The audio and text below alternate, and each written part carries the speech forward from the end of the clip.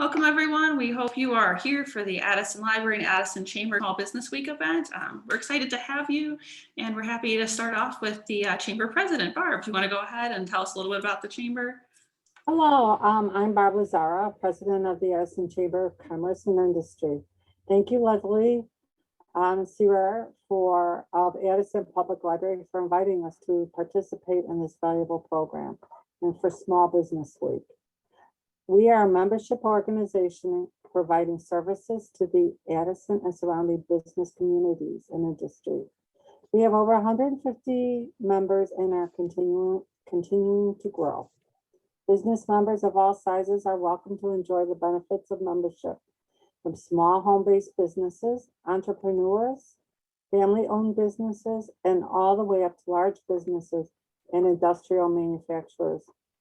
We would be happy to welcome you to our membership as well, which will allow us to help you grow your business, advertise, network, and gain more recognition by being listed on our website and in many other ways.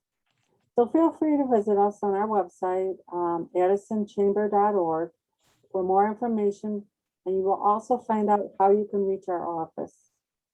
So thank you for joining us. Thank you for Leslie for inviting us, and we're excited about what you all are going to learn today, and enjoy today's presentation with Rebecca Hoffman of Good A Concepts, and we hope to meet you all personally very soon. Thank you so much, Barb. We appreciate it. This is the first time the Chamber and the library have ever come together on like a big program. So we're excited to start somewhere, and hopefully we'll be able to do it again in the future. Before I pass it off, I'm just going to share a few notes about the library and what we do here for business owners. So that's me. I know we can't see each other in person at this moment, so I'm not that in love with my headshot. We all look a little different on Zoom. That's my contact information. The library is open. We'd love to have you come in and see us if you feel comfortable. Please note our parking lot is under construction, and our first floor meeting room is in use as a vaccine clinic by Hamdard Healthcare. So if you're trying to come to the library, give yourself a few extra minutes to park. For those of you who are new to our business services, I just wanted to give you an introduction on what we can do for you. If you own a business in Addison, you are entitled to a library card, and that library card opens up a world of opportunities for you. Those services, your library card is free because you are paying taxes as a business owner. So please reach out and we can arrange that for you. Prior to COVID, we had a great number of meeting rooms you could reserve, but now our study rooms are open. And one of the nice parts about having a library card is you can reserve those study rooms in advance. We offer workshops and classes like this one. We have a great number of market research and demographic tools you can use online from your home with your library card. Maybe those marketing lists you've been paying someone for, you can get that for free with your library card. If you have employees or you need some continuing education, we offer online resources and tools and workshops. And then the basic stuff, printing, scanning, faxing, one-on-one research appointments, and materials, everything from books to our really awesome library of things where you can check out a projector if you want to present a program, if you need a Wi-Fi connection, try it here first before you buy it. So please feel free to reach out if you're interested in those services and more, and we can get your business connected. You are here for a program, and we have other great ones coming up. At the end of May, we have a creative's guide to running a business. So if you're running a creative business and you're not sure if the business end is right for you, a photographer is going to come in and talk about how he made that work. We're then going to talk about YouTube with Score and how to leverage that tool for your small business. And Score will be back again in June to talk about social media for small business. Then we're also launching this great new program in June called Lunch Break Reads. We're going to talk, everyone will get a free copy of a book. We're going to sit around at lunch and network and talk about it. Our first program will be on Zoom, but we hope to maybe bring that outside or in person going forward. And we will be discussing how to win friends and influence people, a great title. Last but certainly not least, programs like this one are recorded. So if there's something you want to learn or something you maybe missed, make sure you check out our YouTube channel because there's a lot of great content. Rebecca's on there from last time she was here. And then everything from resumes, LinkedIn to maybe you just want to try a craft with your kids. So make sure you check that out. That is a great resource. So that's it for me, but we're very excited to have Rebecca Hoffman from Good A Concepts here to talk about our topic for the day. Hi, everyone. Thank you for having me, and thank you to Addison Chamber of Commerce as well. Leslie and Kathy, it's good to see you again. I was trying to remember when I was here last. It was some months ago, but thank you for having me from time to time. We should probably just get started. Do I have screen sharing availability? Let's see. I do. Perfect. Okay. Fantastic. Okay, let's get started. So we're here today to talk about your small business marketing efforts and to talk about some strategies for how you might do that on the ground and digitally and every which way to Sunday. So to get started, what I think we should do is ask participants if they would like to please type into chat what sort of business are you in? Are you a full-fledged business or just launching? And then Leslie or Kathy, feel free to interrupt me when people type in so we can learn more about the kinds of businesses that people are representing. So really the highest level thing to think about is that this is a great time to test. This is a great time to find success and keep repeating that over and over again with whatever methods and tactics work well for you. So our first slide to think about is trends.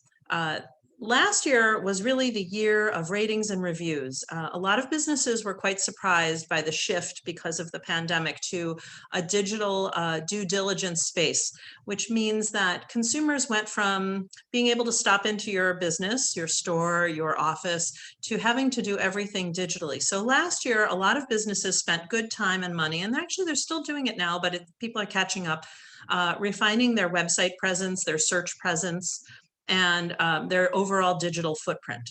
Now we're shifting toward kind of just realizing we're going to remain digital. Even when we get back together and we can do the book groups and we can do the programs in person, there's still going to be a huge reliance on digital research and due diligence from consumers toward businesses.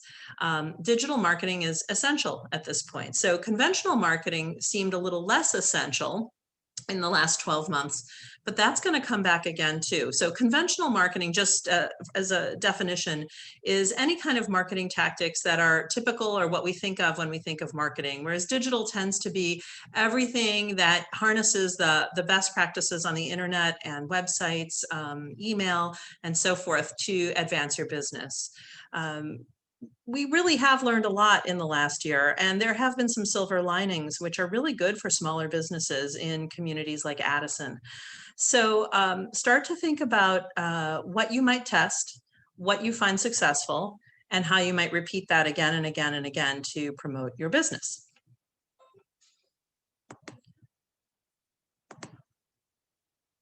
So if you don't mind, take a moment and tell us, how did you adjust this year? You can type this in the chat. So some of the ways that businesses adjusted in the last year is they enhanced their website functionality. They beefed up their channel marketing. They maybe came through the library and made an email marketing list. You know, the library has a wonderful resources for the purpose of generating lists that you could use to advertise your business. Did you increase any of your advertising? Was that online or was it conventional advertising in newspapers, magazines, radio? Tell us a little bit about it. The interesting thing, someone said to me, well, I wouldn't buy print advertising because people aren't reading anything anymore. And it's actually quite the reverse. The newspapers, especially our local papers like the Daily Herald, are reporting that they have like a 6-time increase in viewership on their website and subscribership. And we're seeing that across the boards because people were home so much, they were able to do a lot more reading from home. And so it's not a bad idea to consider. Did you adjust your operations to accommodate things like shipping or social distancing? What did you change in order to keep going well this year? That's something to either think about or consider, or type it into the chat and tell us about it. We'd love to know. And I'll just keep going for the time being, and then we can talk. There's a lot of digital tool trends right now, and we can talk specifically about them, each one. This is a short list, and I'll expand on these thoughts. So SEO tactics.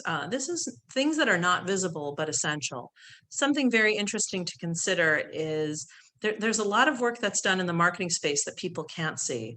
The things that we can see are the advertising, we can hear the radio spots, we can watch a video. But SEO, search engine optimization tactics, is really how do you perform in search? When somebody types your business or your name into a search box, and I'll just say Google for simplicity's sake, what do they find?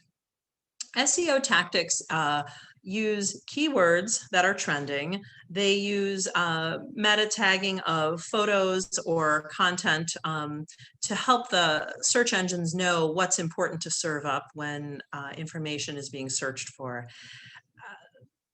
Something to think about is there's projects that we do in life where we can't see the end result, but we know that it's good. For example, if you own a home and it's a brick home and you need to fix the mortar between the bricks, you have to do the entire house, even the chimney, the parts that you can't see on any given day.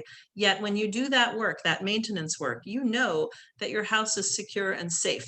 And you know that you don't have to worry about things falling down in a windstorm. And SEO tactics are very similar. When you invest in understanding what the keywords that are being used to search for businesses like yours, you will perform higher in search if you employ some of the tactics that are available in that space. And I'll talk a little more about that later. Second thing, Google AdWords is money well spent in certain markets. In some markets, it's extremely expensive and difficult to compete. And in other markets, there's an exoticism to a business that allows you to buy AdWords for not too much money and compete and search that way. It really is channel specific. So for example, if you own a plumbing business, it may be very difficult to buy AdWords affordably. But if you are a lawyer who works in a very specific area of law that not too many people work in, it may make sense to pursue Google AdWords. And talking with a skilled tactician around Google AdWords would be a good conversation to have if you think that's something that you want to do. And I should note that if you do need a resource like that, you can always reach out to me and I'd be happy to connect you with people that I think do good work in this space that's about as affordable as you can make it for small business and something that you can rely on as a business. I'm happy to do that. Paid search increases the chances of your stakeholders finding your business. One of the things that we've really seen is you can no longer just rely on the social channels and search channels to just serve up your information for free. When you pay a bit to participate on these platforms, you get a lot for the money if you pick the right places to pay. And so I can suggest to you that paid search is something worth considering depending on what business that you have. Video is something very interesting right now and something I think this year we're going to see a greater and greater emergence with. When we talk about video, we're talking broadly about moving pictures. It could be a lot of different things. It could be training videos. It could be presentation videos like this one where, someone may watch this presentation long after it's taken place. It could be videos that you create to promote different aspects of your business, different people who are involved with it. I recently saw a local car commercial for one of the car dealerships in the area. And the commercial is interesting because they've bothered to introduce all the people you might meet if you come to that car dealership, from the front desk receptionist to the people who work in the service area. And they place their names on the screen with as they portray them. And it's kind of a nice local advertisement because it allows people watching to have a greater sense of who will they meet when they come to this car dealership. And interestingly too, in this commercial, everybody's wearing a mask. So they're signaling that they're following whatever guidelines and rules are in place and that they're open for business. And the people who work there are the very people you might bump into at the grocery store or live next door to. It's, I think, a very effective bit of video. And so I think one of the things to think about is how would you place video in your marketing schemes. And Leslie mentioned that you can borrow a lot of equipment from the library. And I think that's a really special way to discover what's going to work for you. If I'm not, and correct me if I'm wrong, Leslie, but you can borrow cameras, video cameras, editing equipment. Some libraries in our area have studio space that you can use. What we need to also keep in mind is that your audience may have preferences. Some people love to read information. Some people like to listen to information, and that's how podcasting becomes so popular. But some people like to watch information, right? So video meets that need. And video that you create should be good quality, and we can talk more about that in a little bit. I mentioned podcasts. This is a really great way to reach people who are interested in what you're doing. But they want to listen when it's convenient for them. So podcasting is something to consider if you like kind of an interview format, if you like longer conversation or want to be able to explain aspects of your business to people in a storytelling way. I think it's a really great way to consider talking to your audience segments. Another area to consider are your social media channels. There are more than we can even imagine. The diagram here shows so many, the icons of so many. It's a dizzying array. People ask me, which one should I be on? And the truth of the matter is, you should be on the ones that you feel work best for your business. And it really is a blend. If you're an attorney, you're probably going to be on LinkedIn. You're probably going to be on Avo. You're probably going to have a Yelp profile and possibly some others through Thomson Reuters and Super Lawyers and so forth. So if you're a retailer, you're probably more Yelp. If you're a service professional, you may be on Angie's List. There's so many. And thinking about the blend of the right mix of social media channels for your business is something that I think every business owner not only has to do, but you can always adjust it too, depending on what you're finding is working well for you. Just curious to stop for 1 second. Do we have any comments or questions that we should address? Someone did share their business. They're a craft business on Etsy. Oh, fantastic. Etsy is a beautiful platform, vast and interesting. And, you know, people can find a lot of success there. Thank you for that. If you're on Etsy, because it's visual, you have to harness that. But you can also kind of cross promote. If you're on Etsy, you may want to promote some of what you're doing, say on LinkedIn, where people are largely working, but maybe would like to know kind of what sort of business you're running. And that may be like disruptive and surprising to them because most of the posts that they're seeing are very business focused. Your business would probably be refreshing to see in a LinkedIn stream. So craft businesses are great because they lend themselves to the visual, and depending on what type of craft business you have, you might have how-to videos or how we make what we make videos. There may be a variety of different presentations you can make to showcase your business. YouTube is a very good partner for business, in particular small businesses. And I joke sometimes, my husband has on occasion watched a YouTube video to see how to fix something that's broken in the kitchen, how to repair a tool that isn't working correctly, or something around the house that isn't working correctly. And I sort of laugh at first, and then I really understand that when you search on YouTube for something, someone in the universe has had the same question, and someone else in the universe has bothered to make a video, and then you watch it. So if you can tie that to your business, this is a fantastic way to showcase what you're offering. One more item in the digital tool trends are your hashtags. It's a good idea to pick a company hashtag and certain keywords and publish them associated with every piece of content that you publish on a social channel. And I do want to clarify, hashtags are really intended to be keywords. So for example, if you have a business on Etsy where you take reclaimed wood and make products for the home, you may want to have a hashtag about reclaimed wood or products for the home or hand-painted wood furnishings. You don't want to have a hashtag that says something like, isn't it a great day to go to the park? Because nobody's searching for that. That's an editorial comment, which might go in the content portion of what you're trying to say. But the hashtags need to reflect, when you publish a piece of content, what is that content? And what can we understand of that content? And so it's used to help the search engines rise your content higher in search results. So that's something to think about. Question for our audience. Are there questions coming back this way toward us that we should answer? Seems like maybe not. Haven't gotten any yet, but feel free to use the chat or the Q&A box, and every time anything comes up. Okay, terrific. So we'll move on to the next. Let's talk for a minute about Facebook for Business.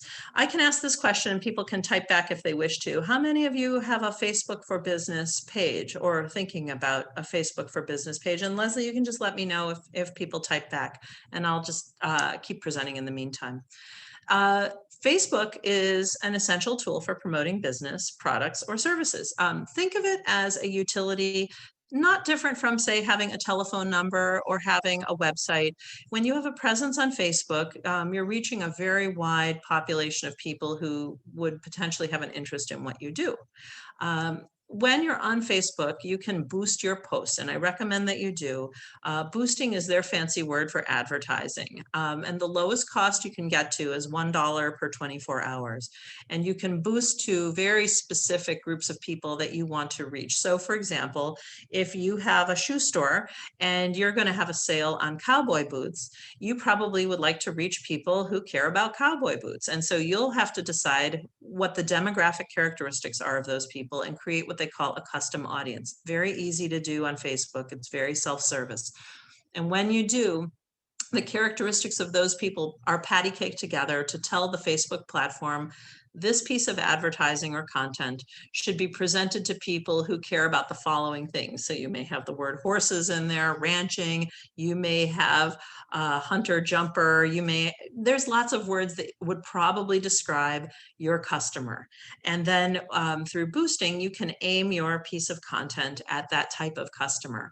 And then Facebook does the matching because it knows what people have been searching for or what other websites people have been visiting, and it identifies people that it thinks would care about your cowboy boot sale and presents your content to them. So I think what's handy about this is it's kind of a new form of direct mail, where we used to have to kind of think about which zip code, what town, what neighborhood would care about this particular thing that we're offering. Here, with almost a very short few keystrokes, you can reach people right where they are with your content.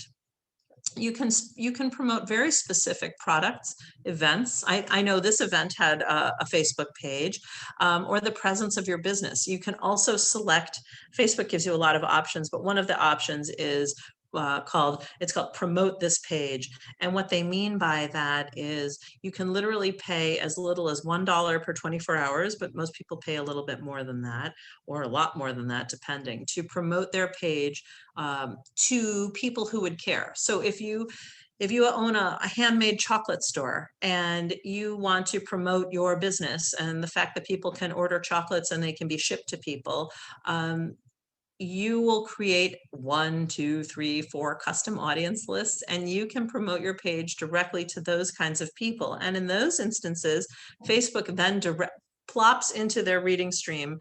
It'll say something like promoted page, and it'll say something like you might be interested in, and then it'll be whatever information you provide about your handmade chocolate store, that then people who care about handmade chocolates will receive this post in their reading stream. One of the things to make sure on Facebook is that all your business information is correct. Businesses changed in the last year. The opening hours shifted, the telephone numbers shifted, sometimes the product offering shifted, or sometimes there's updates that because of supply shortages or slowdowns in shipping, some things were taking longer than other things. You can update all that information on Facebook so that consumers coming to your business will know, something is taking longer to deliver than normal, or we have a great new shipment of something and it's ready for you to buy right now.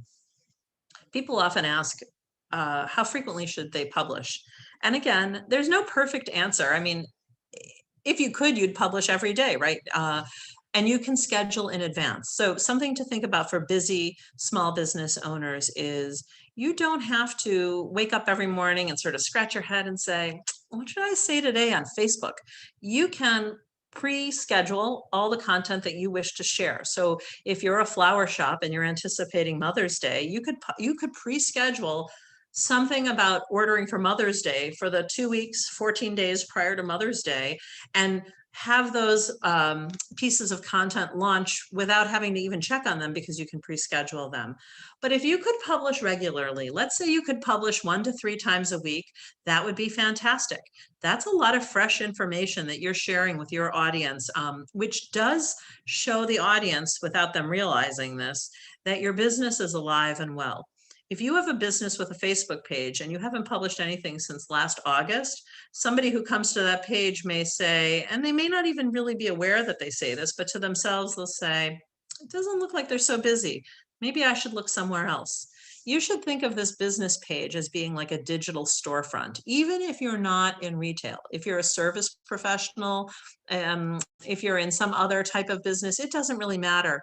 But publishing content regularly, even once a week, is better than going for months without something being published. Something else to think about is how to create a flow of authentic voiced information. What does that mean? Authentic voiced information means not taking content from, say, the New York Times or the Wall Street Journal and just publishing it on your stream. The authentic voice would say something about it. It would say, here's an article from the New York Times about handmade chocolates that we think our truffle lovers will find especially interesting.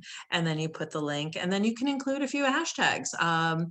Hashtag truffle lovers, hashtag handmade chocolates, hashtag your business name, and so forth. And when you continue to create a voice that sounds like your business, consumers and your clients will understand it much better than if you just share things to your stream and people don't understand the context.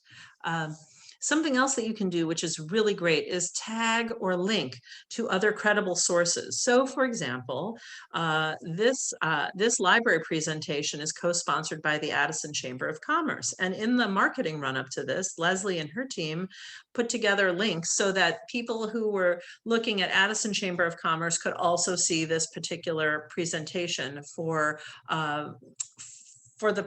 co-promotion, and it shows the connection, and the two organizations partnering together are stronger than doing it separately and alone. So creating those tags and those HTML links to credible sources on Facebook is fantastic. And something, just this little technical note, because people don't always know this. If you put an @ sign before the page name of what you're looking to link to, you create a live HTML link. So for example, when you want to link to my Facebook page, you put @ Good Egg Concepts, and it immediately creates a trapdoor from that piece of written content to my Facebook business page. And one of the things that happens in the reverse side of this is, let's say I have 1,000 people that like my business page and the library has 10,000 people who like their business page. When you create those links, suddenly now you're allowing 11,000 people to see each other's information, which is a lot more than if you didn't do that. And then Facebook also goes a step further and notices people that may be searching for this information and may share this piece of content with people who have yet to visit the library or the Good Egg Concepts or the Chamber of Commerce Facebook pages. So you have a lot of opportunity there to pull new eyes toward your content when you do this. Publish video. So we've talked a bit about video, and one of the most important things to say about video is you probably need to think about it a little bit more than you even realize. I have seen instances where video is published and it looks very haphazard, possibly sloppy, possibly hard to hear. Maybe the audio is not so good or the video is not so great.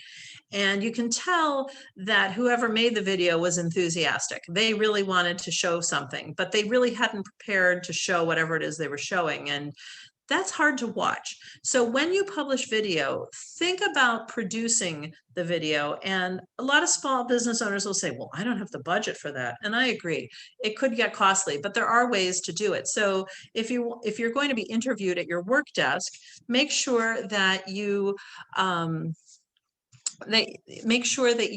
have a clear desk. Make sure that the space you're working at is comfortable. Make sure that when people are watching the video, it's very appealing for them to see it. So I would recommend asking someone to look with you at any video that you make. Or sometimes what I do is take a photo of the space you think you're going to be working in. And when you look at a still photo of something, you get a much better sense of if it's a pleasing space. And then ask somebody to help you make sure that the video is clear and easy to understand, easy to hear, visually lit correctly, and so forth. And then publish, and test. So when you publish, you have an opportunity to get insights on Facebook, and the insights tell you how many people saw it, what time did they see it at, what was the breakdown by gender, by country, by state, where were people looking at what you've published. And so as you get into publishing content, use the Facebook Insights tab to understand how your content is tracking in terms of its success. Do we have questions on Facebook for Business? I should ask that before we go on. I do have one question that I think it's not just Facebook, but we get it all the time. How much time should people be spending on social media and this kind of marketing? What's a reasonable amount? What's too much? Well, that's a tough answer because it's a little hard to say. Some people just love it and can spend a bunch of time really interacting with stakeholders on social channels. But I would say at the minimum, a couple hours a week and up from there. When you pre-schedule content, you save a lot of time. So then what you need to focus on is reacting to any comments or questions that you receive from consumers or readers outside. So if somebody sees your Facebook content and writes, "Do you have those cowboy boots in size 12?" You want to make sure that you reply quickly because you get rated for quick reply on Facebook. And so organizations that reply quickly get pushed higher in search results when somebody's looking for cowboy boots on Facebook.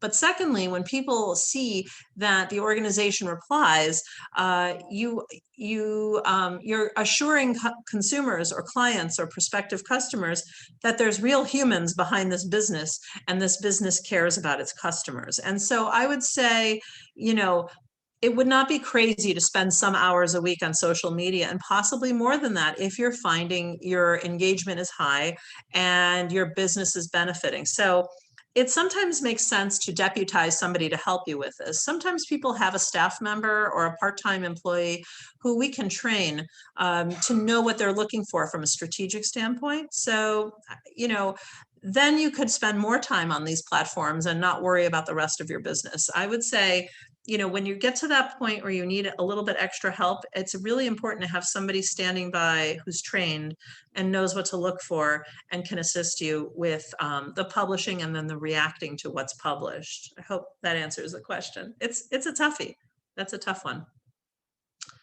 Let's talk a little bit about LinkedIn individual profiles right now. LinkedIn is increasingly a place where people are conducting business in a very positive way.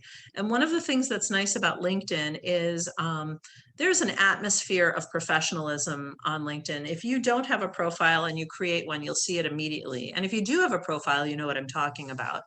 But one of the things that I think is hotly debated and very interesting is, what are the outer limits of what you can publish on LinkedIn and feel appropriate, which is extremely different from, say, Facebook or Twitter or Instagram, where you feel this kind of vast space to say anything you want to say to anyone who wants to listen. So your LinkedIn individual profile, no matter what business you're in, whether you're a tennis coach, a skilled crafter selling on Etsy, or an attorney working very hard in litigation cases, it doesn't matter who you are professionally. But if you make your LinkedIn profile really shine, everyone on that platform will know who you are in terms of what you present. So you want to make sure that your profile is not only professional and focused on your professional work, but that it's accurate. And I can't tell you how many times people come to me and we're working together and I look at their LinkedIn profile and I'll end up saying something like, "Gosh, you need to add where you're working now." And they'll say, "Oh, it's just been so busy. I got going in this company 2 years ago and I haven't had a chance to update it." Make sure the information that you provide is completely accurate. It is a good idea to have a lot of contacts on LinkedIn. I'm going to put a little asterisk here and say, I think it should be people that you know, people that you've worked with, which is more people than you realize. almost always, and people that you hold in high esteem in your profession. So I would not link with people you don't know, or people who just approach you who are complete strangers, and when you look at their profile, you cannot even imagine why you would know each other. But rather, if you've worked for a few different companies, let LinkedIn help you reconnect with people who were your peer professionals in those locations. Because odds are good, the work you were doing then is not that different compared to now, and knowing each other is of value and allows you to sustain relationships that would otherwise be very difficult to keep up with. You can personalize your URL.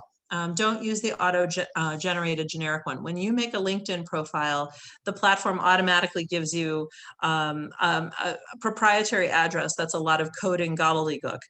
But it would be better if your profile URL is your name or your business name or something easy to remember. So like mine is my name, but someone else's might be their business, or someone else's might be their name plus their business. You have to see what's available, but it's good to personalize that because it makes it easier for people to find you.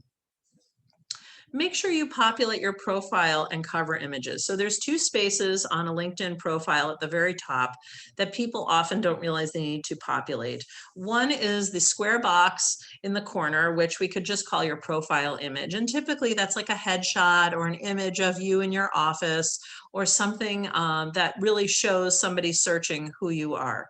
And then there's the cover image, which runs horizontally at the top. And if you don't populate it, you get what looks like a network diagram. And it's not unattractive, but it says not finished. It says incomplete.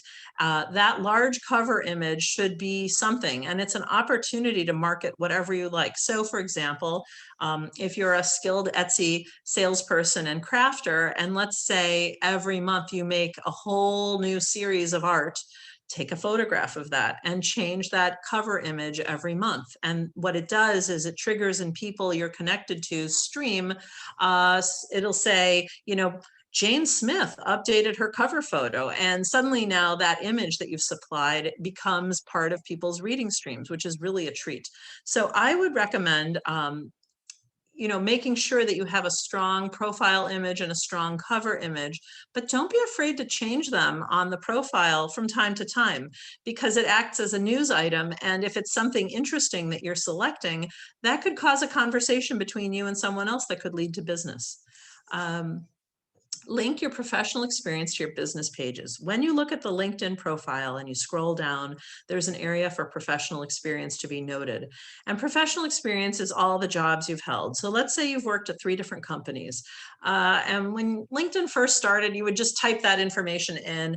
And next to each piece of work experience is a box, and it is gray until it's connected to something that exists. So let's say you worked for Kraft Foods and you didn't make that connection. If you type in now the URL for the Kraft Foods page on LinkedIn, you suddenly get the Kraft Foods logo next to your professional experience, which superficially is helpful because it helps your profile look complete and not unfinished. But more importantly, inside the guts of LinkedIn, the platform needs to know what you're connected to. So if it suddenly sees the connection between you and Kraft Foods, and 600 other people also have done that, it enriches the ability for the platform to know who's who knows each other, and who would care. So when somebody comes searching for a person who's now on Etsy and they're a crafter, but they previously worked for Kraft Foods, it'll find you. If you don't make that connection by linking one page to the business page, you won't get that connection. You won't be found in search. So this is a really important thing that people need to do to enrich their profiles. Another thing that's really important is to offer recommendations and request recommendations. So LinkedIn has 2 places where people can confirm, do you know what you know? And one is where you just sort of, people just check off, you know, does Rebecca Hoffman know about public relations? Yes or no, and you mark on that. And people don't really study that very closely, but they will look to see, what recommendations have I received from peer professionals in the field? What recommendations have I offered to peer professionals in the field? And so you should definitely look at how you might recommend people that you've either done work with, worked for, or are currently working with. It's a wonderful opportunity to kind of speak to the work that you do with the people that you do the work, or the business, or the service, or the sales. And so you can also, once you receive recommendations, take them and turn them into memes and republish them on social channels. As a way, these testimonials can be very valuable on a website, on your social channels, in email marketing. You can reuse this information again and again and again, and it's really very helpful. Work to build a network of people you know. LinkedIn has a feature, the people you may know feature. And if you have a few minutes once a month or whenever you have time, acknowledge the ones that you know that you'd like to be connected to and help grow your network. It happens pretty quickly and it can be very interesting. And sometimes you'll find yourself scratching your head and saying, how does the platform know I know these people? But it has a lot to do with who you've emailed, where you've worked, what you've told the platform you've done, and the same for the other people. And then it's doing a lot of matchmaking. And if you can, on LinkedIn, publish content every week. That content should be sincere, authentic. It can be shameless self-promotional content if you're doing something interesting. You can share your expertise, you can showcase your successes or your resources, or even something that you're selling. But if you do it every week, you're very much present in people's reading streams. And if that happens week after week after week, I think you're going to find it pays dividends for you. Do we have questions on individual profiles? I've got one, but I think it's going to be better for the end, so I'm going to save it. Okay, saving the question. Okay. So let's go to the company page now on LinkedIn. So this is an area that's grown a lot in the last year or two. You could always have a company page, but not too much was done with them. But now a LinkedIn company page is a really good partner to your individual page. So if you have a business, let's say you're a flower shop owner, your individual page will reflect that you're a flower shop owner and who your flower shop is, what your flower shop is, but also your previous experience that got you to this point. At the same time, you should create a page for your flower shop. And your flower shop on LinkedIn can promote holidays. It can promote beautiful things for offices, beautiful things as work gifts, client gifts, etc. Different than you would as a person.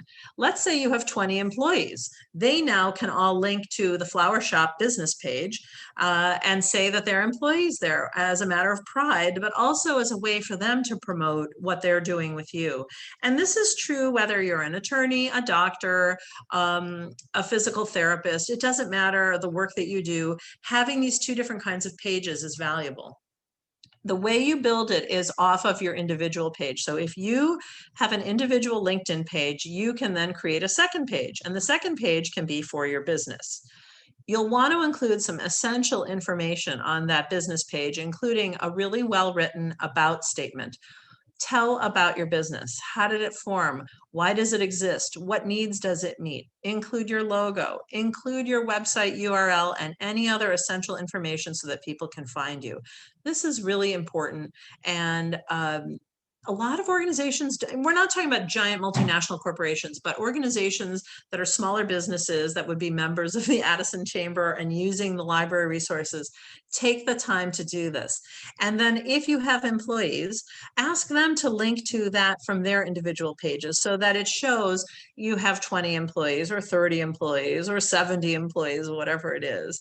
And then plan to publish, just as you would do on the other channels, very well-voiced, authentic content, always tagging credible sources. So when the library has a presentation like this and the library uses its LinkedIn company page, it can tag in the Addison Chamber of Commerce, it can tag in Good Egg Concepts, and everyone who cares about these entities will then see this news in their stream.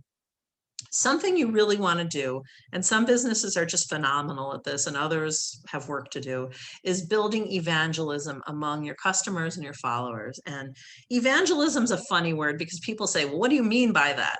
And the idea is that you want people to be so excited about the work that you do, the service that you offer, what you sell, that they tell everybody. And we see instances where this is happening very quickly and in a way that everyone's so enthused, you just know you've got to try it, whatever it is, whether it's the new vegetarian burgers that are not meat, but everybody talks about they're delicious.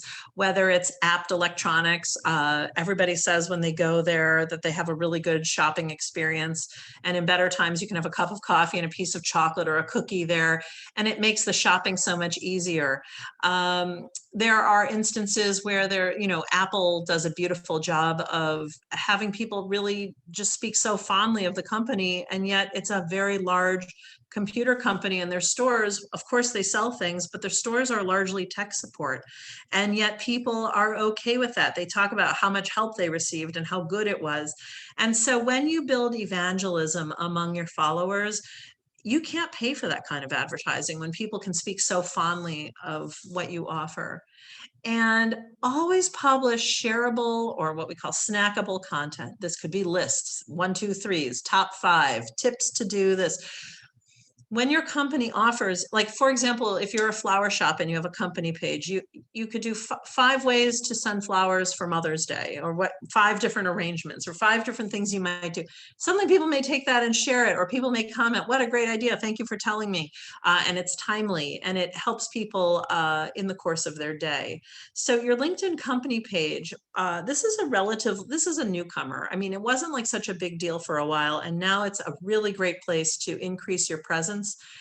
And beyond the platform, when somebody goes to a Google search box or Bing or DuckDuckGo, it doesn't matter which one, and they type in information looking for something like the business that you offer, you will turn up much higher. If you are doing these things on LinkedIn and Facebook, you will turn up much higher in search because of the way the search engines are optimized.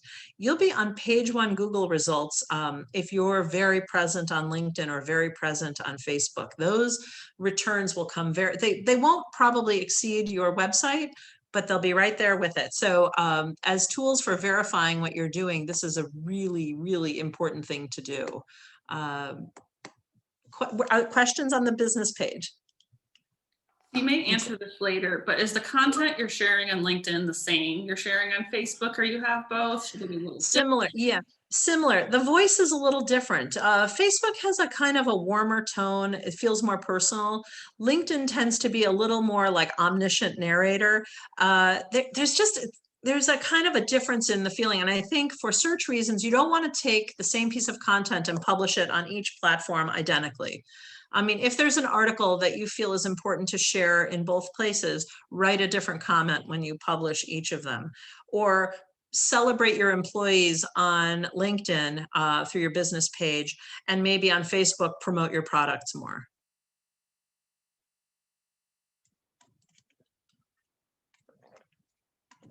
Google. This is getting bigger too in the last year. So Google was always big. Google was always there. Google has grown exponentially. But the thing to know is the Google My Business or the Google Business Profile is, I just gave a little screenshot of one here so you can see. When you search for something, you get a panel on the side if you have a mailing address. So if your business is a brick and mortar business that has a mailing address, you want to make sure that your Google business profile is complete and offers helpful information, and you can populate it with a lot of information. So I want to talk about this for a moment because a lot of business owners don't realize the depth of this. So first of all, you want to optimize the Google profile, and you do this a few ways. First of all, make sure the information being provided is correct. I can't tell you how many businesses and organizations I encounter that have incorrect information. Incorrect opening hours, a wrong telephone number, wrong pieces of information about what's being offered. There's a Q&A section that's available where you can, well, consumers can write questions. They can write to this Dandelion Chocolate, do you sell chocolate covered flowers? And they can write back quickly, yes, we do, come in today. But you can also, as the business owner, pose questions and answers of commonly asked questions. So for example, if you are a crafter on Etsy, you have a brick and mortar store too, where you're selling things, you can ask some questions of, do you make jewelry from silver? What are your shipping policies? How long should I expect to wait when I place an order? And you can answer them. The Q&A is optimized for search. So you'll want to use keywords that are pertain to your business, using your business name and also any keywords pertaining to your business. So for example, attorneys that I work for make sure that they talk about the types of legal services that they offer, in addition to their legal practice name. You also can add photos and your company logo.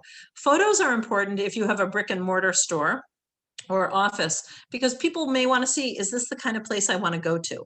And so having good photos placed is really a helpful thing. And then you can invite your customers to write reviews. But before you do that, you've got to be willing to respond to those reviews. So consumers write reviews. And the reviews help other consumers make a decision about whether this is a business for me or not. You can see that this particular chocolate store has 143 reviews, and they have a rating of 4.7 out of 5. So they're doing pretty good. So if I was shopping for a place to buy chocolates, I probably would find this to be a good place to go. If they only had 2 stars and 143 reviews, I'd probably look to see what's going on that's causing people to be dissatisfied. But if the business is responding to the reviews, I, as a consumer on the outside, see, again, as we mentioned before, that there's people watching the business. There's people willing to help. And so making sure you respond to the reviews in a timely fashion is really valuable. And then just plan to keep an eye on the panel, publish updates, publish sales. You can even publish a brief statement that describes your business if people don't know. That's really valuable. So this is a really important part of your marketing mix these days, because consumers are doing so much research online, so much due diligence. If people receive 3 different names for a doctor they might go see, they may look up all 3 and see who feels like the right fit for me. And this is one good way people do it. Now, staying in the digital space, let's talk for a minute a little bit more about reviews and ratings. Reviews and ratings are everywhere. They're not just on Google. They're on the platforms that represent your industry, like Angie's List, Yelp, Avo, Justia. There's opportunities to review everywhere. Your absolute best influencers are your customers, and your consumer who's satisfied with whatever business you've transacted between yourself and them, if they write about it, this is worth gold. So Google places businesses with more reviews higher in search results. So let's say you have 2 pizzerias. Pizzeria A has 42 reviews. Some of them are good, some of them are bad, but they've got 42 reviews. And Pizzeria B has 12 reviews. They're all fantastic, 5-star. Guess who shows up higher in search? The one with the 42 reviews. And so if you get a few reviews that aren't as good as you'd like, well, you can work to improve that. But having the engagement is what these platforms look for, and they raise higher in search results, the organization that has more. So working hard to get reviews is time well spent. It also is true when you read reviews, if you look at enough of them, you'll get a sense of, is this the organization for me, right? So if we look at reviews of 3 different pizzerias, we may come away with a judgment about which one we'd like to order dinner from, and it may be different per person. So reviews and ratings are really important and something absolutely to focus on. I would imagine that Etsy as a platform has reviews as well, and you probably get reviewed, not just for the quality of the merchandise you sell to people, but how quickly do you ship to people, and were their needs met? And so this is something to pay attention to as you go deeper in your digital marketing effort. A little bit more on reviews and ratings, because this is a big one. When you have, like, I have clients that don't get reviews, they just haven't gotten many. It's a problem. So we have to work to develop that. And one way to do that is to use a review platform. There's many that exist, and there's one that I've done some work with that I think does a good job. It automates the reviews. So let's say you own a roofing business and you do a lot of business. Let's say you're servicing, 10, 20 houses a week. That's a lot of people to ask reviews of. So if you automate it through a review platform, like the one that I'm aware of and have done some work with, the review platform will email your customer up to 7 times very politely and invite a review. And when those people receive those emails, they don't feel burdened by them the way that if you went to them personally and said, hey, we painted your house, what did you think? And the first time somebody goes, I thought it was great, thanks for helping me, I'll write you a review, and then they forget about it.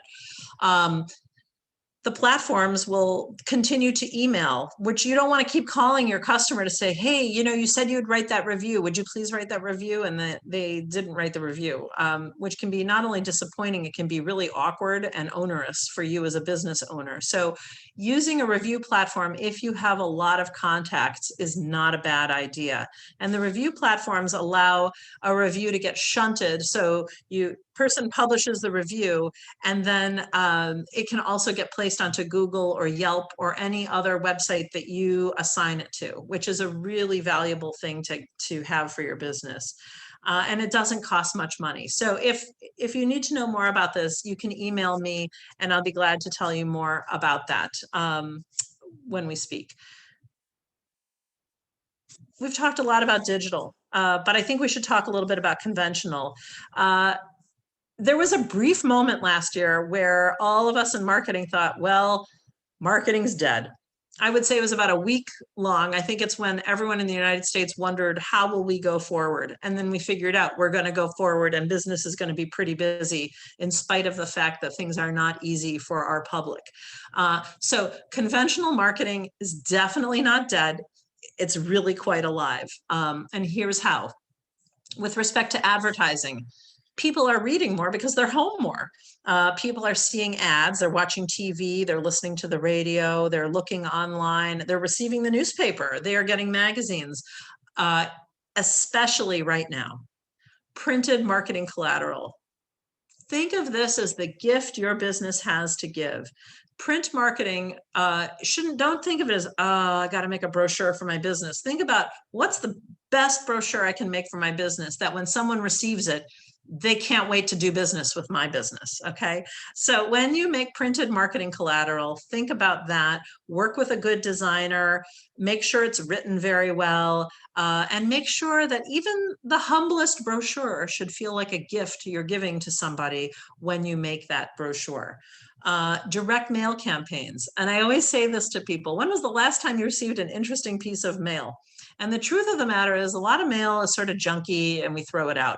But every X piece of mail is worth saving, right? And you save it, you put it to the side and you say, I'm keeping this offer, or I want to read this more closely, or gee, I do need this from this business. Direct mail is very affordable when you target certain zip codes through the Postal Service, can be extremely affordable, in fact, and a really great way to target neighborhoods, types of people using the right kind of list. And I think, Leslie, you can do business lists, correct? Yes, we can, using one of our databases, Reference Solutions. Okay, so this is fantastic for local businesses. Targeting specific neighborhoods, specific types of people, or people who've just moved to a neighborhood is a really good, affordable way to attract attention to your business.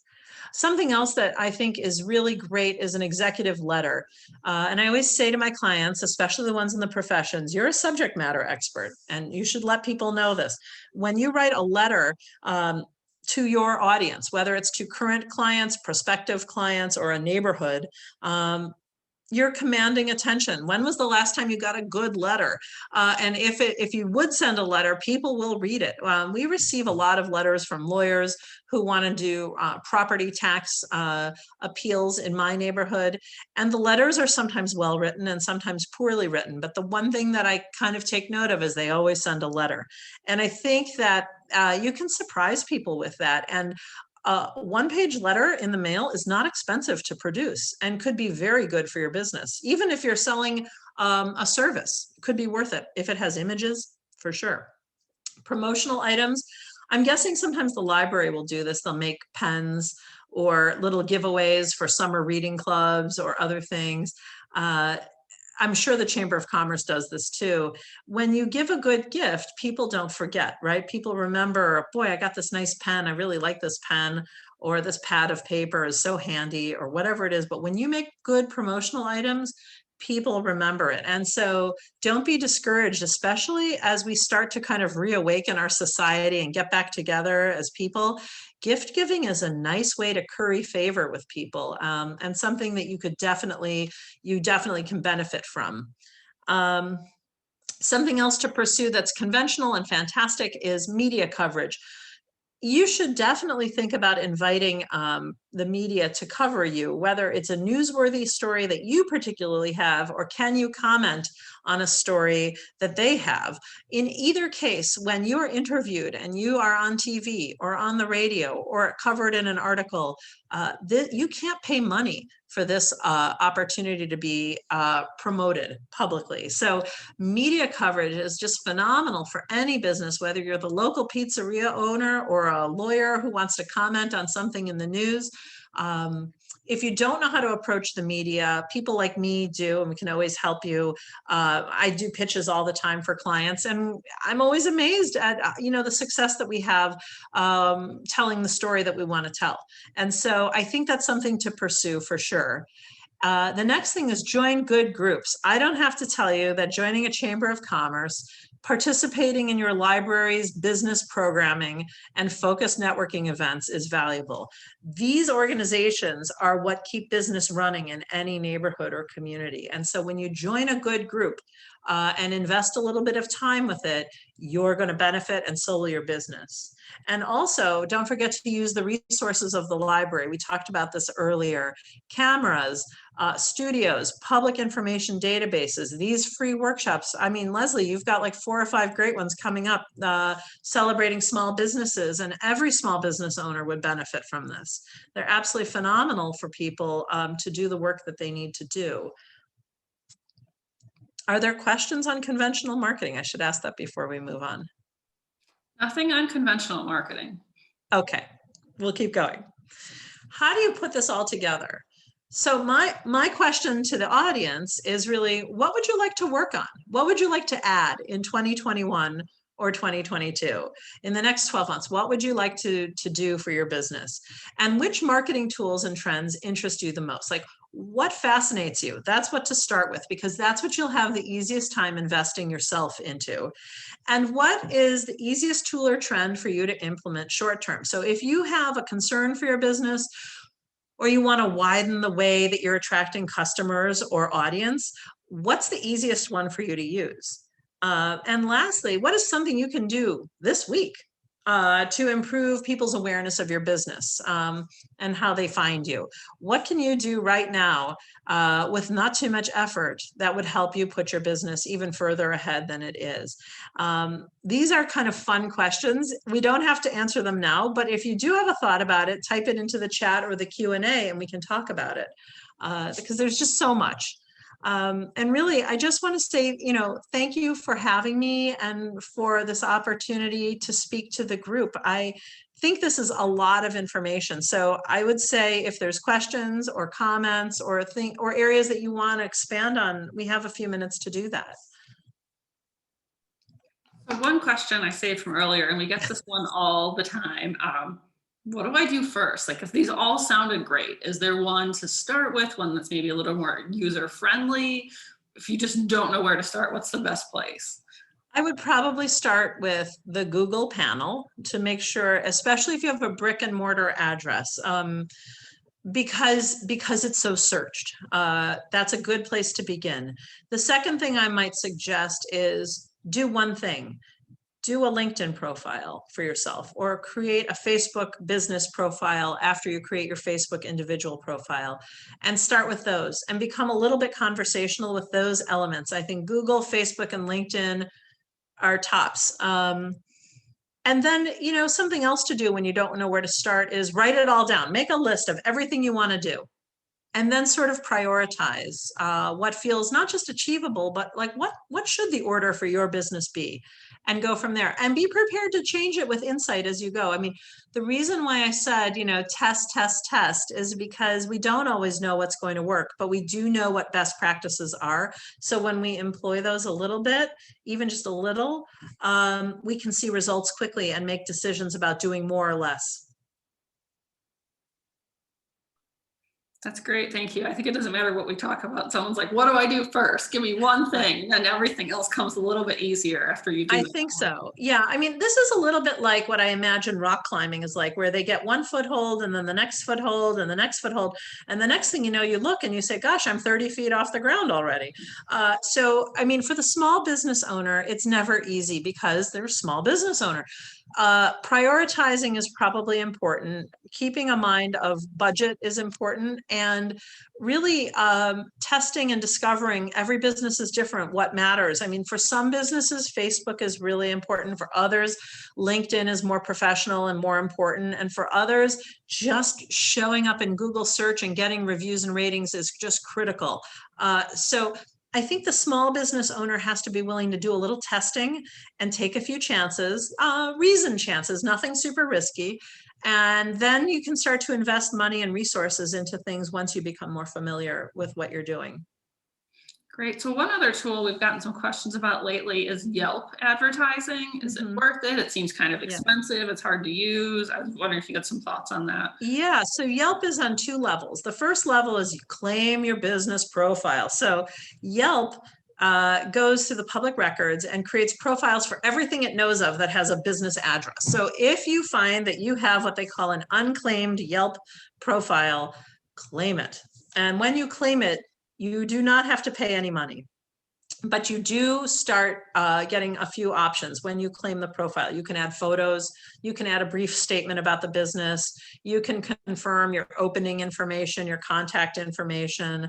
I'm trying to think what else is there. Possibly some things related to COVID and delivery and contactless business and so forth that are kind of like badges for right now. Advertising on Yelp,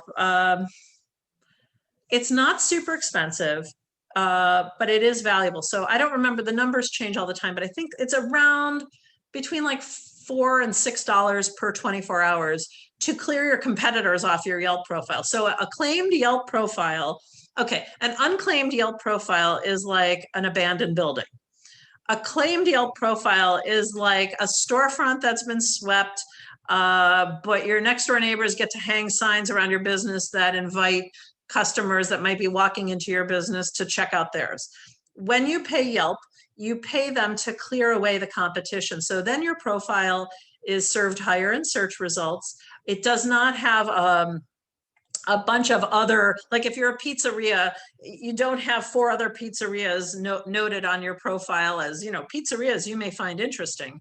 So, let's say it's $5 a day times 365 days, for about $2,000 a year, you can control how consumers understand your business. So then I would just say, is it worth it?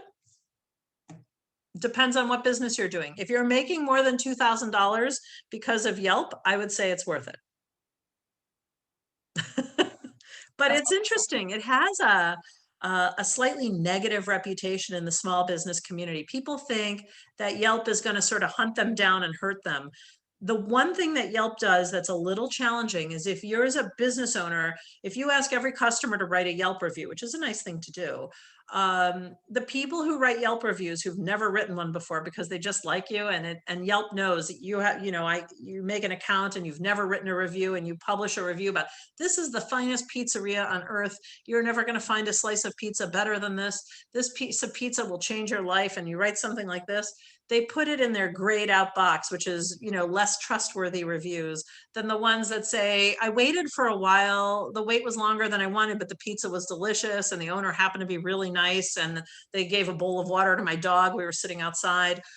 The more authentic the review, the more it will be published in the right place, because they do have like kind of a penalty box for fake reviews or reviews that feel a little artificial. So Yelp is a little bit tricky. but really worth it for consumer-facing businesses that need to have other consumers know where they are. Since Facebook and Instagram are kind of connected, is that a really kind of a simple next step if someone's in that more visual art space? Yeah, those are good platforms when you have a story to tell and images to share. And the length doesn't matter so much. I see everything. I see long posts, short posts. I think they kind of reach different groups in a way. LinkedIn is very much a reader's platform for people who like to see things and read things. It's perfect. Instagram tends more visual and hashtaggy, so you can search on that platform. Like if you're looking for rooms that are painted the color purple, if you type it into their search box, you're going to just get every kind of room painted purple ever. Or if you're trying to figure out like, garden ideas, and, you'll find them a little quicker on Instagram. So I think, for a lot of businesses that have high visual need, like bakeries and pizzerias and fashion and retail, these are important platforms. For people in the professional services, I think Facebook is probably pretty important, and Instagram less so. Not unimportant, but you could prioritize it differently. Great, thank you so much. That's kind of all of the questions we had for today. I great really questions. appreciate taking your time and sharing your expertise with us. Thank you for having me. I just want to let folks who watch this now or later is you have a copy of the presentation. If people want to look at it, or if they need to reach me, feel free to email me or join the Facebook page, Good Egg Concepts. I try to make sure we post things that are kind of informative or helpful, especially with an eye towards smaller businesses, because smaller businesses are what make neighborhoods interesting and what make towns either go or not go. So I think this has been a tough year, and anything we can do to help those folks, we want to do.